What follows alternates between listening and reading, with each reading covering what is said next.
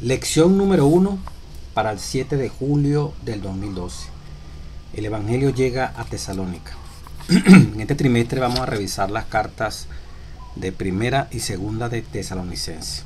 Permita Dios nos dé la fuerza, la salud y el discernimiento con el Espíritu Santo para que este trimestre, con tanta información valiosa, profética, de lo que es la hermandad, de lo que significa el trabajo a favor de la causa de Dios y toda una cantidad de hermosas lecciones que el apóstol Pablo nos deja reflejado en estas cartas, nos ayude a prepararnos para el pronto sellamiento que ha de ocurrir en esta tierra y preparar un pueblo para la segunda venida de Cristo. Dice el versículo de memoria: por lo cual también nosotros sin cesar damos gracias a Dios de que cuando recibiste la palabra de Dios que oíste de nosotros, la recibiste no como palabra de hombres, sino según es en verdad la palabra de Dios, la cual actúa en nosotros los creyentes. Énfasis grande en la Biblia y solo la Biblia. Primera Tesalonicenses 2:13. Pensamiento clave de la lección de escuela sabática, introducción del día sábado. Nuestra seguridad en las promesas de Dios debe estar basada en nuestra confianza en las sagradas escrituras, en las santas escrituras. Esta semana vamos a ver cómo con la Biblia el apóstol Pablo, y solamente con la Biblia, trata de llegar a los judíos, trata de cómo inició la iglesia de Tesalónica, iglesia de Tesalonia, y de esta manera nos permite a nosotros ver cómo ellos en la iglesia primitiva, la Biblia, el Antiguo Testamento, pudiéramos decir, era el fundamento, más los hechos que los apóstoles transmitían de lo que fue la vivencia con Jesús. Dice la lección, ¿verdad? Un joven pastor se sentó afuera con una señorita que recién se había bautizado. Para su sorpresa, ella le dijo: necesito bautizarme de nuevo. Cuando el pastor le preguntó por qué, ella le contestó: hay cosas que no le dije al pastor mayor respecto a mi pasado. Y así siguió una conversación acerca del perdón en Cristo que ella oyó con gran ansiedad. Cuando el pastor terminó de orar con ella, una lluvia repentina los empapó. Con los ojos brillantes, la mujer joven dijo: me estoy bautizando de nuevo. Un Dios lleno de gracia provee señales como esa lluvia inesperada para asegurar a los creyentes que están en armonía con Él. Nuestra confianza en Dios está más arraigada cuando se basa en la enseñanza de su palabra. En esta lección veremos que el cumplimiento de la profecía dio una sólida seguridad a los creyentes nuevos en Tesalónica. Hay personas que, verdad, les gustan mucho estas experiencias sobrenaturales para confirmarse, para arraigarse en la palabra. A veces ocurre, pero eso no puede ser el timonel, la guía. La guía de cuán firme o cuán separados estamos, cuánta firmeza nos falta, es la palabra de Dios. Y vamos a verlo en el desarrollo de cómo el Evangelio llega a Tesalónica, que es el título de la lección, y cómo la profecía jugó un papel importante en el establecimiento, pues, de esta iglesia y en la manera como Pablo predicó a estos primeros hombres y mujeres de allí, en ese lugar de Tesalónica. Lección del día domingo 1 de julio. Los predicadores pagan el precio. Dice la lección: lee Hechos 16, 9 al 40. Según este pasaje, ¿por qué los filipenses reaccionaron en forma negativa al Evangelio? ¿Qué principio encontramos en su reacción que debemos recordar porque nos puede pasar a nosotros? ¿De qué otras maneras se manifiesta este principio aún en la vida de los cristianos profesos? En Hechos 19, 9 al 40 podemos sintetizarlo, ¿verdad? La misión de Pablo, la visión que tuvo él para que pasara a Macedonia, y allí en esa ciudad principal de Filipo, primera ciudad de Macedonia. Segundo, nos encontramos con la experiencia de Lidia, una mujer maravillosa que aceptó el Evangelio, se bautizó, estaba atenta, Dios abrió sus oídos, su mente. Y tercero, una muchacha endemoniada, narrando allí una experiencia que muestra el precio que hay que pagar por llevar este evangelio adelante. ¿Por qué los filipenses reaccionaron en forma negativa al evangelio? Podemos decir por haber tocado intereses económicos. En Hechos 16, 9 al 40, los predicadores pagan el precio. Dice cuando llegaron allá a Filipo, ¿verdad? Estaban los filipenses. Había una muchacha que tenía un espíritu de adivinación, dice Hechos capítulo 16, la cual daba voces diciendo: estos hombres son siervos de Dios Altísimo, quienes os anuncian el camino de salvación. Hechos 16, 17. Fíjense ustedes lo que esta mujer con este espíritu anunciaba. Dice en Hechos 16, 17, 16. Aconteció que mientras íbamos a la oración, nos salió al encuentro una muchacha que tenía espíritu de adivinación, la cual daba grande ganancia a sus amos, adivinando. Es un negocio, la muchacha adivinaba muchas cosas. Esta, siguiendo a Pablo y a nosotros, daba voces diciendo: estos hombres son siervos de Dios Altísimo, del Dios Altísimo, quienes os anuncian el camino de salvación.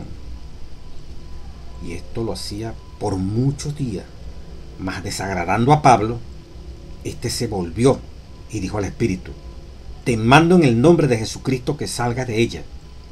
Y salió en aquella misma hora.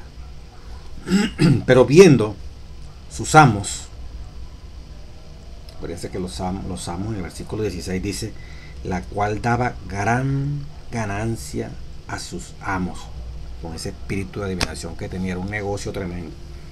Pero viendo sus amos que había salido la esperanza de su ganancia, en el versículo 19 de Hechos 16, ¿qué hicieron? Prendieron a Pablo y a Silas y los trajeron al foro ante las autoridades. Y comenzó un problemón para los dos. ¿Qué generó el problema? Amigos, hermanos, que está oyendo la lección, le quitaron la fuente de ganancia a unos traficantes, ¿verdad? A unos hombres que se aprovechaban de este espíritu demoníaco que tenía esta muchacha, que le producía bastante ganancia cuando ella adivinaba cuantas cosas el diablo quería adivinar. Y fíjense que el mensaje que esta muchacha decía, quizás para muchos podía ser agradable en estos días. Lo que el espíritu decía era: estos hombres son siervos del Dios Altísimo, quienes os anuncian el camino de salvación. O sea, está diciendo una verdad. Sin embargo, esto al apóstol Pablo le molestó, pues. O sea, pues esto no era el momento, no era la coyuntura para estar hablando de estas cosas. ¿A cuánto nos gustaría que un espíritu nos dijera eso? No está diciendo son satánicos, son del diablo, no. Está admitiendo que son siervos del Dios Altísimo y que están anunciando el camino de salvación. Pero era por boca del demonio. La mujer había adivinado, podríamos decir, lo que este hombre y Silas, Pablo, eran y estaban haciendo. Sin embargo, no convenía a la causa de Dios en ese momento que se estuvieran dando a conocer de esa forma, que se predicara de esa forma el evangelio a través de un instrumento satánico. Pablo reprendió ese espíritu. Pero afectó los intereses. Afectó los intereses de esta gente, que lo que estaba interesada en aprovecharse de sacarle plata a la muchacha. Pero viendo sus amos que había salido la esperanza de su ganancia, se entristecieron, hermano, y procedieron y mandaron a meter a preso a Pablo y a Silas. Dice aquí la lección de escuela sabática del día domingo: el evangelio son las buenas noticias de las acciones de Dios en Cristo, que llevan el perdón y la aceptación de la transformación. Por el pecado, todo el mundo estaba condenado, pero por medio de la muerte y la resurrección de Jesús, recibimos la oportunidad de tener vida eterna en Dios. Siendo que el Evangelio, dice el segundo párrafo de la parte del día domingo, es una noticia tan buena y gratuita, ¿por qué alguien lo resistiría o lucharía contra él? La respuesta es sencilla. Fíjense cómo rechazaron el Evangelio allí en ese lugar. Se levantaron contra Pablo y Silas. ¿Por qué? ¿Por qué no se abrieron al Evangelio? Porque tocó interés, porque tocó, ¿verdad?, el bolsillo, porque afectaba a unos señores que estaban comercializando con un alma que estaba posesionada. No le gustó, no le tocaron la llaga cuando se le tocó algo que Cristo le está diciendo que no debe ser, no son receptivos. Entonces dice la lección, ¿verdad? La respuesta es sencilla. ¿Por qué resisten? Aceptar el Evangelio nos pide poner a un lado la confianza en nosotros. Primer paso. Al usted aceptar el Evangelio, debemos de dejar de confiar en nosotros y confiar plenamente en Dios. Sigue diciendo. Aceptar el Evangelio nos pide poner a un lado la confianza en nosotros y en las cosas mundanas. Poner a un lado la confianza en nosotros y la confianza en las cosas mundanas, tales como ¿qué? Como el dinero, el poder o la atracción sexual. Todo esto hay que ponerlo de lado. El dinero, el sexo y el poder son buenos cuando están sometidos a la voluntad y a los caminos de Dios. Pero cuando la gente se aferra a ellos, al dinero, al poder, como dice el folleto de Escuela Sabática, o a la atracción sexual, pero cuando la gente se aferra a ellos porque sustituyen el Evangelio, y quienes lo proclaman son una amenaza. O sea, cuando la gente se aferra a estos tres poderes que dicen aquí, ¿verdad? El poder, la atracción sexual y el dinero, y apartan el Evangelio, es más importante el poder que lo que dice la Biblia, es más importante el dinero que lo que dice la Biblia, es más importante lo que yo siento desde el punto de vista de la atracción sexual hacia el sexo opuesto que lo que dice el dinero, que lo que dice el Evangelio. Y el dinero es más importante, el poder es más importante, la atracción sexual es más importante que las cosas de Dios. Usted y yo somos una amenaza, como dice aquí. La gente se aferra a ellos, a esas cosas que acabo de decir, porque sustituyen el Evangelio, y de esa manera sustituyen el Evangelio. Y quienes lo proclaman son una amenaza. O sea, quienes están en esa experiencia y quienes proclaman un evangelio de esa forma, están en amenaza. Y a quienes se les proclama ese evangelio, también, pudiéramos decir, se molestan. Igual que la gente de Filipo.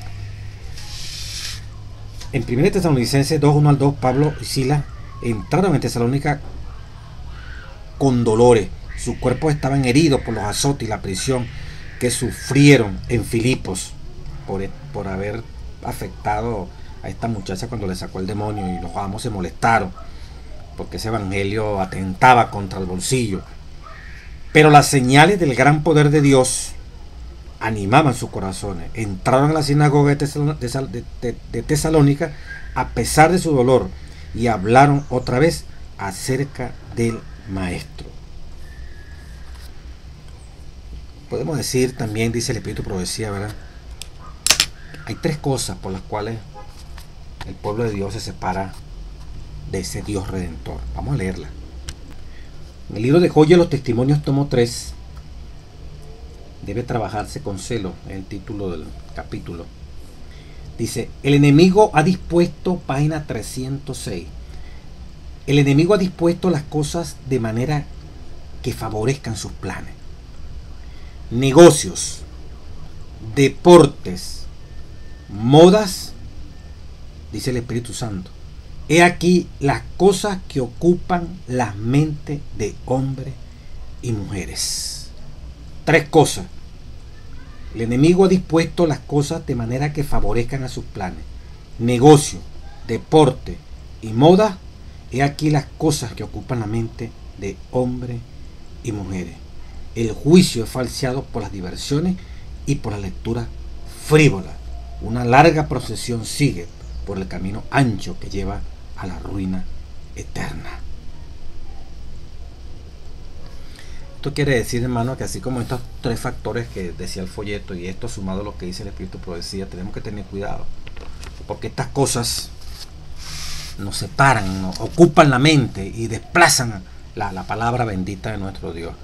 Entonces el predicador que va a hablar contra la parte económica, como le tocó a Pablo, ¿verdad?, al reprender este demonio que estaba diciendo algo que sonaba bonito, pero que no era del diablo, no era correcto, y afectó económicamente la reprensión que se le hizo a la muchacha, los intereses económicos. Ese evangelio que ellos predicaban ya se vio malo, porque tocaba el bolsillo de esa gente. Lo mismo puede ser, usted predica el evangelio y toca un punto del dinero, de poder, de atracción sexual, o como dice el Espíritu Profecía, toca un asunto de lo que ocupa la mente y que favorece los planes del demonio, el deporte, los negocios, las modas. Va a haber gente que ama los negocios, que ama las modas, que ama los deportes, que no va a estar dispuesto a deponer estas cosas a pesar de que ocupen la mente y favorezcan los planes de Satanás. No es que lo está diciendo este servidor, lo acabamos de leer de Joyo, Testimonios, tomo 3, página 306. Entonces allí tenemos que pagar a veces un precio, es un fanático, es un extremista. Cuando hablamos, por ejemplo, de deporte, estamos hablando de deportes competitivos. El ejercicio es parte de los deportes, ¿verdad? Sin estar compitiendo, una caminata, un trote, un canotaje, dar una canoa allí a través de un río, subir, bajar una montaña, hacer ejercicio aeróbico allí, ¿verdad?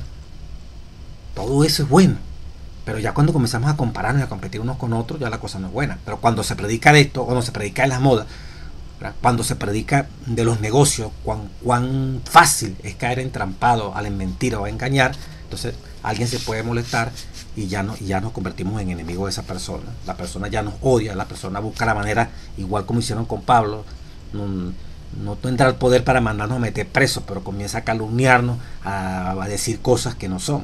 Entonces, los predicadores realmente pagan un precio cuando se quiere ser fiel. La estrategia de la predicación de Pablo, dice el día lunes 2 de julio. Según Hechos 17, 1 al 3, ¿cuál fue la estrategia de la predicación de Pablo en Tesalónica? Primero, como dice el versículo 1 de Hechos 17, ir a la iglesia en sábado y aprovechar la oportunidad para predicar. 2. Hablar y exponer y demostrar con las escrituras que era necesario que Cristo, el Mesías, padeciese. Esto es importante, lo vamos a estudiar un poquito más adelante, cosa que los judíos no entendían. Y tercero, demostrar que Jesús es el Mesías, es el Cristo, pues. Esa fue la estrategia, ¿verdad? Un poquito más amplio, dice el folleto de Escuela Sabática. El primer paso fue ir a la sinagoga el sábado. Esto era natural porque allí podía alcanzar a muchos judíos. No obstante, era una estrategia misionera. Pablo hubiera orado y adorado en el sábado, aun si no había judíos ni sinagoga disponible. Pero era frecuente en aquellos días que los judíos invitaran a quienes visitaban la sinagoga a hablar, especialmente si venían de Jerusalén, como Pablo y Silas venían de Jerusalén. Estarían ansiosos de tener noticias de los judíos en otras partes o de saber cualquier idea nueva que los visitantes hubiesen descubierto en su estudio de las Escrituras. La estrategia de Pablo fue algo natural en el ambiente de la sinagoga. O sea, llegar allí y le dieran la oportunidad, como era costumbre entre los judíos, de que les hablase, les informase cómo está Jerusalén, alguna cosa nueva que la Escritura le haya podido revelar, tenía la oportunidad de predicarla. Imagínese usted cómo iba Pablo a perder esa tremenda oportunidad. ¿Cómo la aprovechó el apóstol? Segundo, el segundo paso de la estrategia de Pablo fue predicar de las Escrituras que tenían en común el Antiguo Testamento.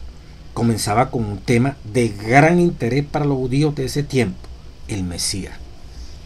que es lo mismo que decir el Cristo en griego, es el equivalente de Mesías en hebreo. 17.3, más o menos ahí, Mesías igual Cristo.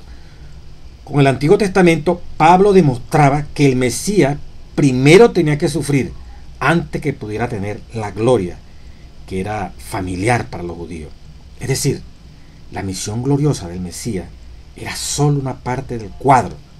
Cuando el Mesías apareciere, al principio sería un siervo sufriente en vez de un conquistador regio. Ahí donde estaba la confusión de los judíos, lo vamos a ver ya al siguiente día. Y tercero, entonces les habló, aprovechó la coyuntura de que se invitaba a las personas que llegaban allí, primer paso. Segundo, ¿verdad?, aprovechó a hablarle del Mesías, del Cristo. Cristo, el Mesías. ¿Qué tipo de Mesías deberían ellos esperar de acuerdo a lo que dice la palabra de Dios? ¿Cuál Mesías? ¿Cómo debería venir el Mesías?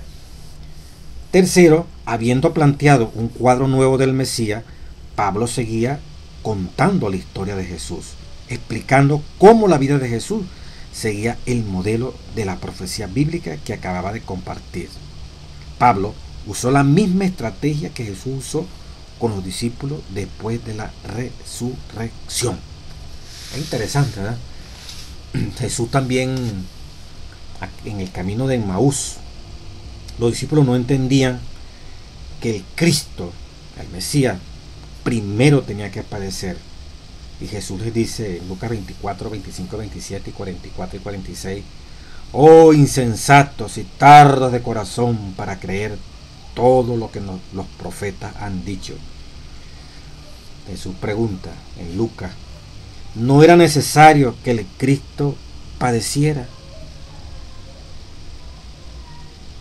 Y comienza a hablarle de ese Cristo, de ese Mesías, que lo mismo Cristo el Mesías, era necesario que padeciera, que padeciese. Dice en Hechos 17.3, voy a leerlo para más completo.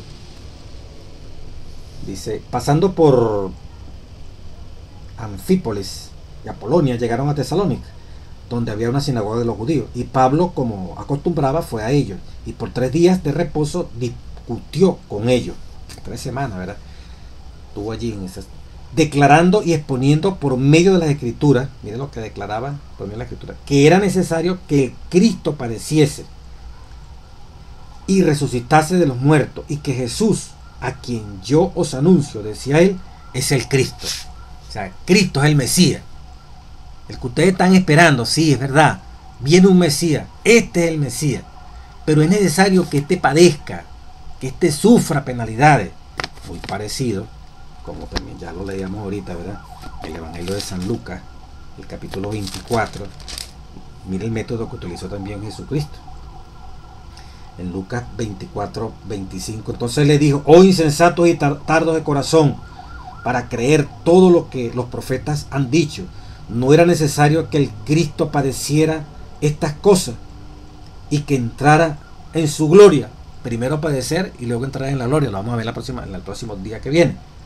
El mismo Jesús está hablando de eso. Pablo también le habló lo mismo. Y en el 46 todavía más espectacular, hablando de Jesús: y les dijo Jesús: así está escrito, y así fue necesario, Lucas 24, 46, que el Cristo padeciese y resucitase de los muertos el tercer día.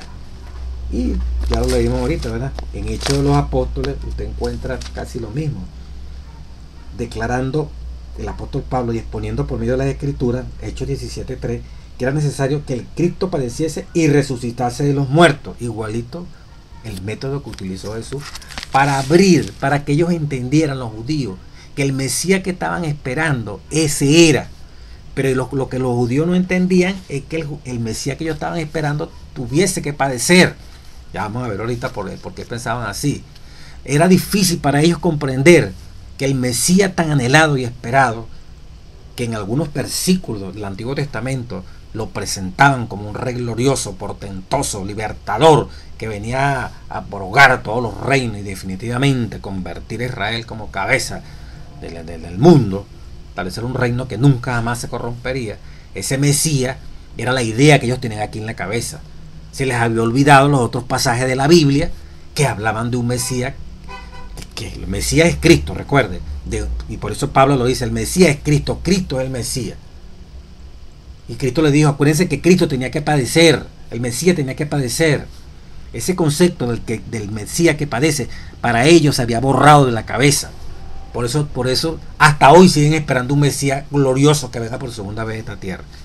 Que para ellos venga por primera vez, porque para ellos no ha venido, lo están esperando.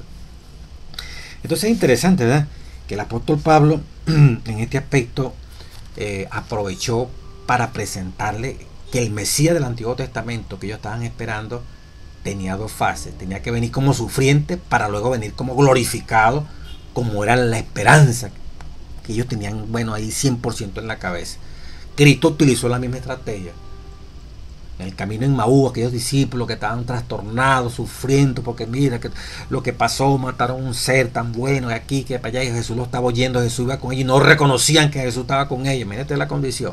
Hasta que Jesús le abrió el entendimiento. Era necesario que Cristo padeciese. Oh, insensato, le dice Jesús. Y en el 46, Lucas 24, 46, le vuelve a repetir lo mismo. Es necesario que padeciese y resucitase, y al tercer día se resucitara. Qué maravilloso, ¿verdad? Pablo primero tratando de llegar a esos judíos y hacerle ver que le llegó el Mesías. Muchos creyeron, otros no creyeron. Dos conceptos de Mesías, la parte del día martes 3. Va pegado con esta parte de la estrategia que utilizó Pablo. El Mesías rey y el Mesías sufriente, diríamos nosotros. Martes 3 de julio. Dos conceptos del Mesías. ¿Cuáles son esos dos conceptos? Desde antiguo, los lectores del Antiguo Testamento notaron diversas perspectivas en las profecías del Mesías. La mayoría de los judíos y los primeros cristianos identificaron dos líneas principales en las profecías mesiánicas. Primera línea, había textos que señalaban al Mesías como un rey conquistador que traería justicia y extendería el gobierno de Israel hasta los confines de la tierra. Y segunda línea, pero también había textos que sugerían que el Mesías sería un siervo sufriente, humillado y rechazado. El error de muchos fue no entender que todos ellos se referían a la misma persona, a diferentes aspectos de su obra en momentos distintos. Ese fue el error de los judíos. En el Antiguo Testamento se hablan de características del Mesías, como rey, como conquistador, como el que ya pone punto final a la historia de esta tierra que ha de venir. Pero también ese mismo Mesías, ese Cristo, que viene como así como la piedra de Daniel Dover a establecer un reino que nunca jamás se corromperá. Primero también se destaca una etapa, unas características que preceden a ese Mesías ya rey de reyes viniendo a la tierra. El Mesías sufriente, rechazado, el que padece. Eso no lo entendían los judíos. Y esas dos líneas. Dice, lee Jeremías 23, 1 al 6, Isaías 9, 1 al 7, Isaías 53, 1 al 6 y Zacarías 9, 9. ¿Qué encontramos? Por ejemplo, en Jeremías 25, 1 al 6, que habla de los pastores injustos, los pastores, porque no cuidan las ovejas. Y hay una promesa. Dios levantará de David un renuevo justo y va a reinar como rey. Eso lo anhelaban ellos. En Isaías 9, 1 al 7 dice, un niño os es nacido. Se llamará admirable, consejero, Dios fuerte, Padre eterno. Toda una cantidad de características de ese renuevo que ellos esperaban, justo, de ese redentor que ellos esperaban para establecer un reino universal. Tienen razón, esa es una fase del Mesías. Y en Isaías 53, que hasta hoy, mire, allá en Jerusalén, tienen ese rollo donde está el escrito Isaías 53, y para los judíos, ellos no quieren saber nada de eso, no comentan eso. Cuando los turistas van y preguntan quién es ese que describe Isaías 53, no hay respuesta, es un misterio, hasta el momento está velado. O sea, ellos no entienden eso y lo tienen allí como muestra arqueológica, ¿verdad?, de que eso es real, pero para ellos no hablan de eso. Y ahí está, el mismo Isaías 53 que usted tiene y yo tengo en la Biblia, allí está, pero ellos no dicen que ese fue Jesús. No saben quién es ese Mesías, quién es ese que se describe allí en Isaías 53, 1 al 6. Que allí está el Mesías, ¿qué? Sufriente, El día miércoles vamos a profundizar en este aspecto. Dice el día martes, estos textos no eran entendidos antes de la venida del Mesías, pues los textos mesiánicos regios no tenían indicios de sufrimiento. Pero los textos del siervo sufriente describían al Mesías como con poco poder terrenal. Los judíos de los días de Jesús resolvieron este problema considerando al siervo sufriente como un símbolo de toda la nación y de su sufrimiento bajo los extranjeros. Al eliminar estos textos de la idea mesiánica, muchos judíos esperaban al Mesías conquistador. Este rey arrojaría a los extranjeros y restauraría el lugar de Israel entre las naciones. Entonces el concepto de Mesías sufriente, como si fueran ellos mismos, pues como dice aquí, ¿verdad? Los judíos de los días de Jesús resolvieron este problema considerando al siervo sufriente como un símbolo de toda la nación y su sufrimiento. O sea que el siervo sufriente, ese Mesías sufriente, eran ellos mismos, pues. Era un símbolo, pues. El siervo sufriente, el Mesías sufriente, vamos a decirlo así, era un símbolo de ellos como pueblo que sufrieron y estaban sufriendo todavía bajo el Imperio Romano, bajo el yugo de Egipto y todos los extranjeros que los sometieron. Dice aquí, se acomodaron a esa idea. ¿Y qué ocurrió? Era imposible cuando aparece Jesús, a menos que hayan predicador y que el Espíritu les ilumine la cabeza, comprender que el Cristo, que el Mesías, que es Cristo Jesús, representa al siervo sufriente que dice la profecía. Para ello era muy complejo. El gran problema al eliminar los textos del siervo sufriente, como Isaías 53, es que existen pasajes del Antiguo Testamento que combinan las dos grandes características del Mesías. Describen a la misma persona, tanto el Mesías conquistador, el Mesías que viene con gloria, como el Mesías sufriente. Lo que es menos claro es si ellas suceden al mismo tiempo o una tras otra. Aquí no hay ningún menos claro, señoras y señores. Aquí que primero tenía que venir el Mesías sufriente para luego el Mesías de gloria. Como se ve en Hechos 17, 2 al 3, Pablo paseó a los judíos de Tesalónica por estos textos mesiánicos del Antiguo Testamento y juntos exploraron su importancia. Por eso en Zacarías 9:9, uno de los textos que nos mandaban a leer, tu rey viniendo justo y salvador, humilde, cabalgando sobre un pollino. Ahí estaba ese texto. Tu rey viniendo justo, salvador, está escribiendo a Cristo, humilde. Ese no lo querían aceptar. ¿Qué pasaba con estos textos? Estaba como velado, o sea, no se entendían, igual que Isaías 53, pero ahí hablaba del Mesías. O sea, por eso Pablo hablaba con base a decirle, Cristo es el Mesías. Cristo mismo le dijo, yo soy el Mesías y necesito padecer. Entienda que va a venir un Mesías que va a padecer. No son ustedes como pueblo, soy yo, el Hijo de Dios. Qué difícil, ¿verdad? Para ellos entender estas cosas. Sufrimiento antes de la gloria. Ya la parte más amplia todavía de este asunto del Mesías.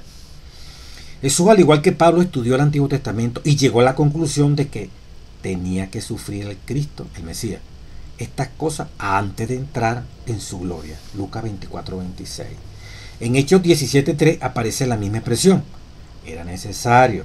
Para Pablo y para Jesús, la prioridad de sufrir antes de la gloria estaba escrita en las profecías mucho tiempo antes de que sucediera. La pregunta es, ¿sobre qué base del Antiguo Testamento llegaron a esta conclusión?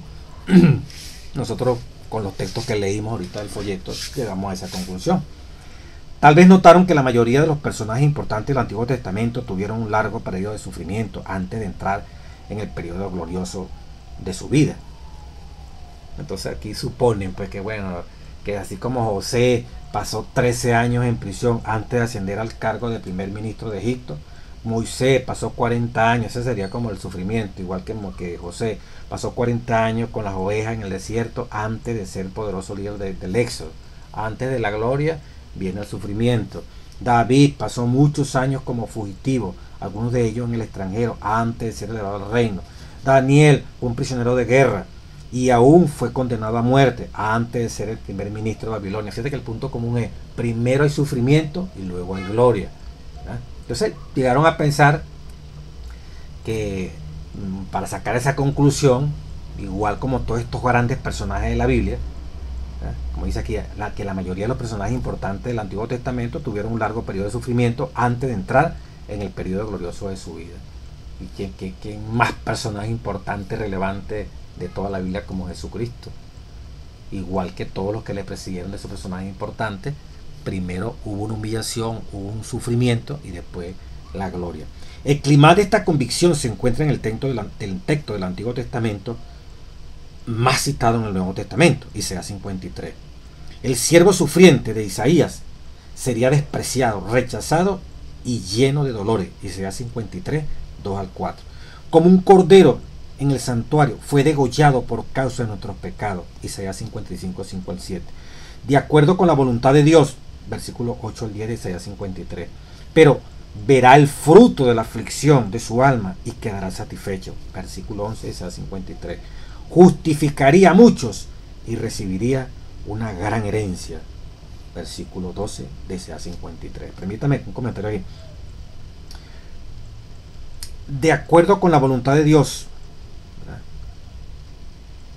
sería degollado, ¿verdad?, pero verá el fruto de la aflicción de su alma cuando tú y yo lo aceptamos, y con la conversión que el Espíritu produce en nuestras vidas, el Señor se goza y se alegra de que no fue en vano morir por los pecados suyos y míos. Ve el fruto de su sacrificio cuando tú y yo somos fieles a Él, y quedará satisfecho. Verá el fruto de la aflicción de su alma y quedará satisfecho cuando ve vida victoriosa en tu vida y en mi vida. Démosle ese gozo a Jesús. Versículo 11 de Isaías 53. Dice: justificaría a muchos y recibiría una gran herencia. Isaías 53, 12. Esa gran herencia eres tú y yo si somos fieles. Dale ese gozo al Rey de Reyes. Para los escritores del Nuevo Testamento, Isaías 53 era la clave para el rol del Mesías. Pablo predicó sobre este texto en Tesalónica. Según Isaías 53, el Mesías no aparecería como rey o con poder en ocasión de su primera venida. De hecho, sería rechazado por muchos de su propio pueblo. Pero este rechazo sería el preludio del glorioso Mesías de la expectativa judía. Recordando esto, Pablo mostró que el Jesús que él había llegado a conocer era en realidad el Mesías que había predicho el Antiguo Testamento.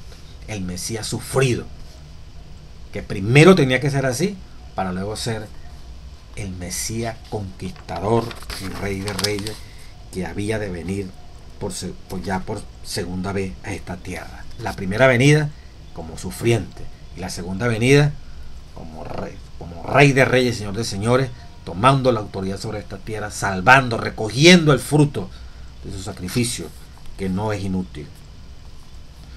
Es maravilloso, ¿verdad?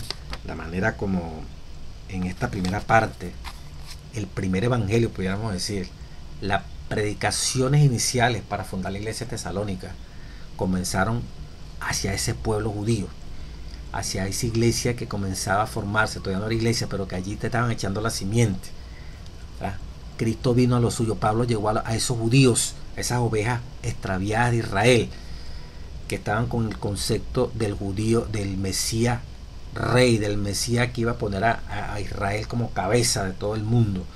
Esa concepción gloriosa del Mesías, con poder acabar con todos los reinos terrenales. Esa era la concepción, el momento que Pablo llega a Tesalónica, el momento que los discípulos están viviendo. Quitar ese concepto y hacerle ver que es necesario que venga un Mesías, un Cristo, no solamente como ese conquistador, ya como el glorioso. Ese Cristo glorioso, ese Mesías glorioso, primero tenía que ser el Mesías que sufriente. Y Pablo entonces se esmeró en esas primeras predicaciones para fundar la iglesia tesalónica, de hacerles ver que él había conocido al Mesías, que sí, llegó el Mesías, pero es sufriente. Preludio, preparatorio para poder recibir al Mesías glorioso.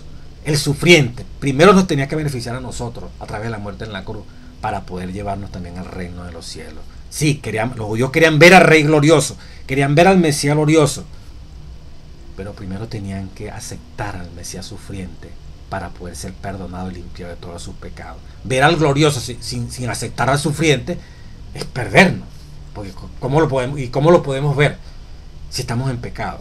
No podemos ver el rostro de Dios.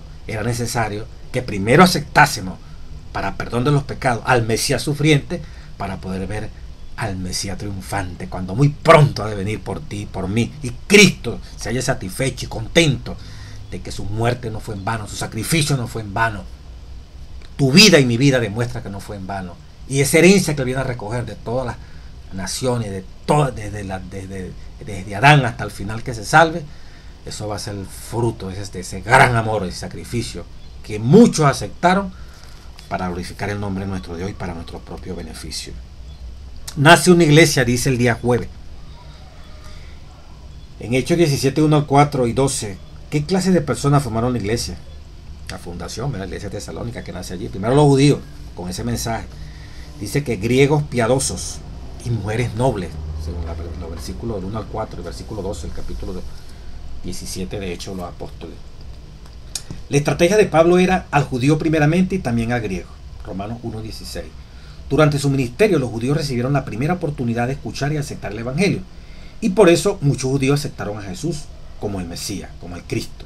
Más tarde, cuando la iglesia comenzó a apostatar y a rechazar la ley, en especial el sábado, fue más difícil que los judíos aceptaran a Jesús como el Mesías. ¿Por qué? ¿Qué judío anularía la ley? Especialmente el sábado.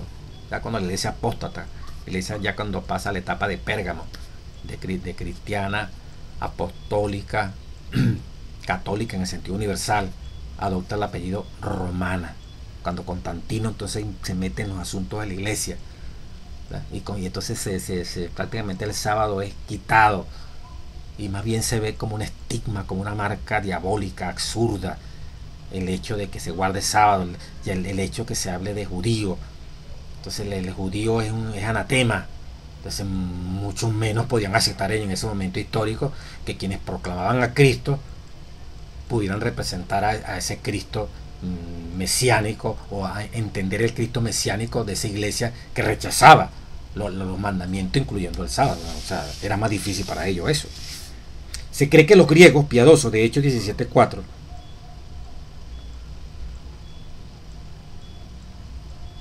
eran gentiles que simpatizaban con el judaísmo y asistían a la sinagoga, pero no eran conversos. Esto era un fenómeno común en los días de Pablo y fueron un puente para alcanzar a aquellos gentiles que no tenían conocimiento del judaísmo ni del Antiguo Testamento. También dice la parte del jueves 5 de julio. El texto dice que algunos de los judíos de Tesalónica se persuadieron con la exposición de Pablo de que las profecías mesiánicas se relacionaban con la historia de Jesús. Uno de ellos, Aristarco, colaboró más tarde con Pablo y en cierto momento fue prisionero con él.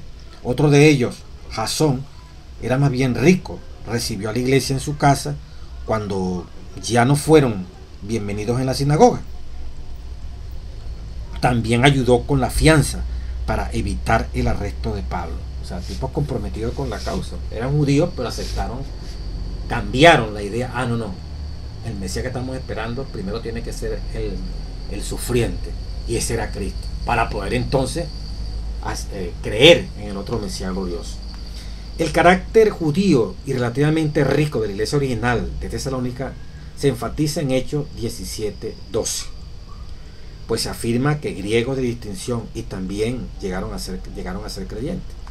Acuérdense que en el 1:4 dice que habían griegos piadosos y mujeres nobles, o sea, mujeres de billete, tenían recursos económicos. Y en Hechos 17:12 también se hace ese énfasis, cuando dice, así que creyeron muchos de ellos, y mujeres griegas de distinción y no pocos hombres. Entonces, como dice aquí, ¿verdad? Pues se afirma que griegos de distinción también llegaron a ser creyentes. Pero cuando Pablo escribió, ya Primera Tesalonicenses, la iglesia estaba formada mayormente por gentiles. Primera Tesalonicenses 1:9, que habla que abandonaron los ídolos, ¿verdad? Y siguieron a Cristo Jesús. Y también, dice aquí, en 1 Tesalonicenses 4:11, también la iglesia estaba formada, la mayoría de gentiles, y de la clase obrera, o sea, por artesanos, hombres que tenían negocios, trabajan con las manos. Una iglesia mayoritariamente de gentiles y gente muy trabajadora, obreros, artesanos, una clase obrera y mayormente gentiles. Es claro el carácter universal del Evangelio. es para todas las personas, ricos y pobres, griegos o judíos, pues la muerte de Cristo es para todo el mundo. Nuestro mensaje como adventistas es para todos los grupos étnicos, las naciones,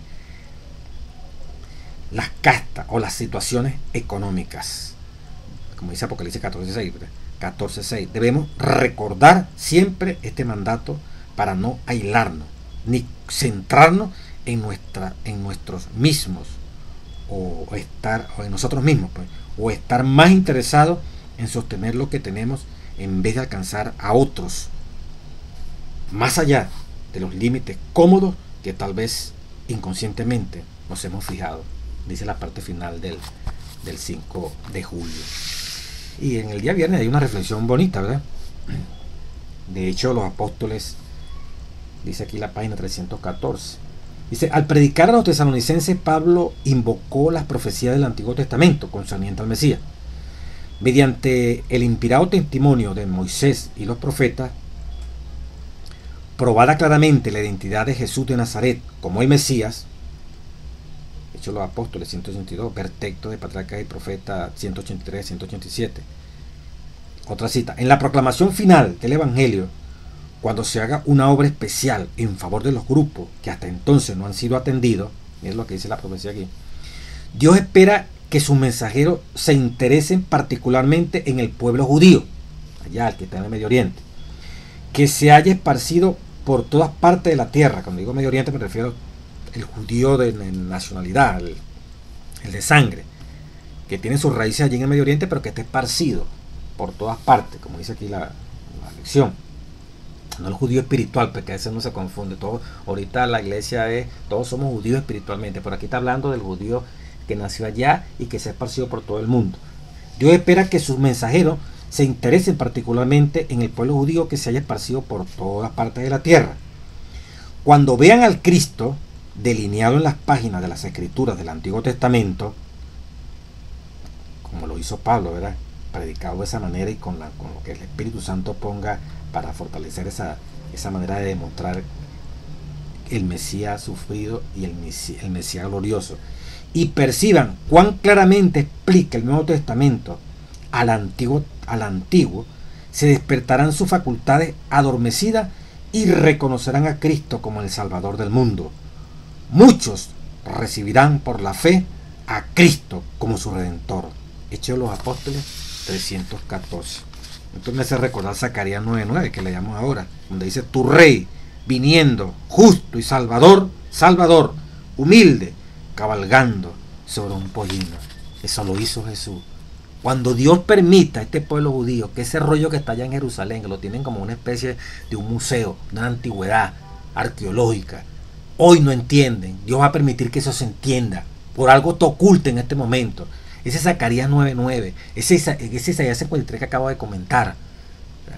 Cuando el Espíritu Santo tome a los últimos mensajeros que hemos llevado este mensaje y nos toque, a quienes les toque, conversar, predicarle a estos conciudadanos, igual que Pablo logró que muchos de ellos entendieran que el Mesías que en este momento histórico necesitamos es el Mesías sufriente, para que nuestros pecados sean perdonados y seamos salvados, para poder recibir entonces al Mesías triunfante, al Mesías que viene en gloria como la piedra de Daniel 2, para establecer un reino que nunca más se corromperá, con gente que nunca más se corromperá, porque ha sido comprada, lavada por la sangre preciosa de Cristo Jesús.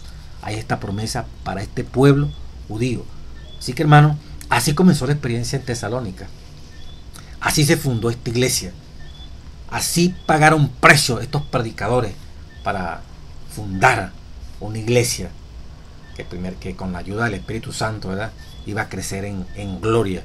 Y Pablo nos deja a finales del 40, comenzando el 50, se cree que esta carta fue escrita aproximadamente. De todas maneras, en la lección número 3 se va a hablar más específicamente de la cultura, de la historia, de la arqueología de Tesalónica. Pero aquí, como lo decía el título de la lección, el Evangelio llega a Tesalónica.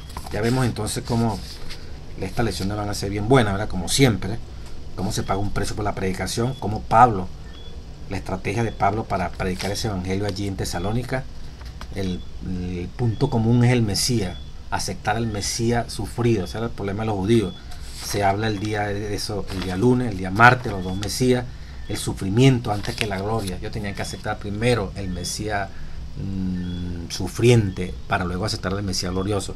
Y finalmente nace la iglesia de Tesalónica, que vamos a profundizar con la ayuda del Espíritu Santo durante todo este trimestre. La primera carta que Pablo envía y la segunda carta que Pablo envía a los tesalonicenses. Dios bendiga este estudio, te guarde y te fortalezca, y ánimo, porque esto está lleno de enseñanzas maravillosas, proféticas, que con gusto vamos a compartir con el poder del Espíritu Santo.